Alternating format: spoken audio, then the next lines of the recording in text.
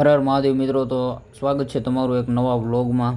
તો આપણે રેડી થઈને નીકળી ગયા ગ્રાઉન્ડે। તો ગ્રાઉન્ડે જોયું તો ગ્રાઉન્ડમાં હતું આજે તાળું।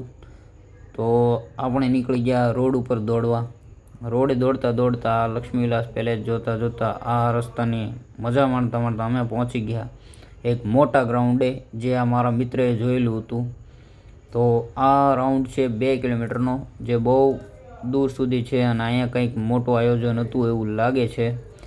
ત્યારબાદ અમે સૂર્યદેવને આશીર્વાદ લેતા લેતા પહોંચી ગયા રૂમે, અને રૂમે ટેરેસ ઉપર આવીને અમે કર્યા નોર્મલ પુશઅપ 50, ત્યારબાદ કર્યા હિન્દુ પુશઅપ 50, ટોટલ માર્યા 100 પુશઅપ। 100 પુશઅપ માર્યા બાદ બોડી કન્ડિશન કંઈક આવી દેખાતી હતી।